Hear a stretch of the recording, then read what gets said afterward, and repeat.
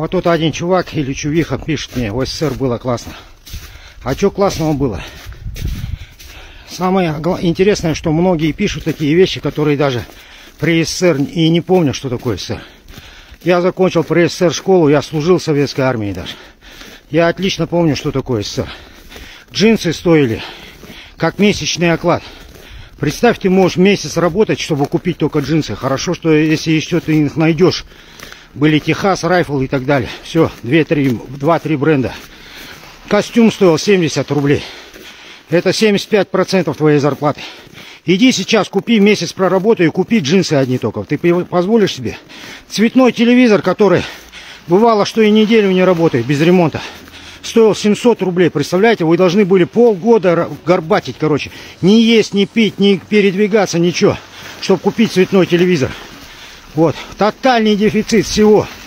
Я родился и вырос в Алматы, чтобы купить эту гребаную колбасу, да, вареную, да.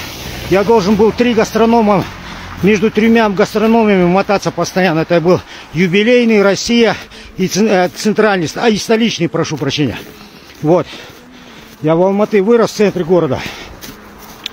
Вот. Что еще сказать? Везде, везде, куда ни глянь, это везде. Капец просто при совке было.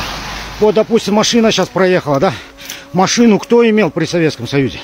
Только самый зажиточный человек. Машина была, это несбыточная мечта любого гражданина Советского Союза. Вот.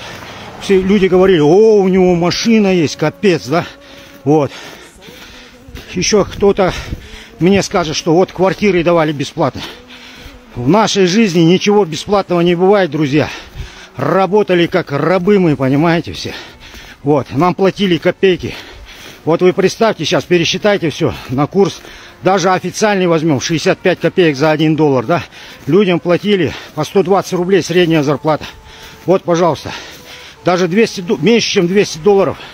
Ты ишачил, понимаешь, целый месяц на заводах там и так далее. Все. И тебе давали потом квартиру. И квартира в твою частную собственность никогда не переходила. Она была государственная. Другими словами, государство в любой момент могло у тебя отжать.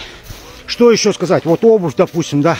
Обувь — это отдельная тема. Обувь, одежда. Ничего путного в Советском Союзе не было. Одним словом скажу, в Советском Союзе были деньги, но не было товаров. Сейчас есть товары, но нету денег. Что сейчас творится в Казахстане, это, как Каневский говорил, это уже совсем другая история. Всем добра, друзья.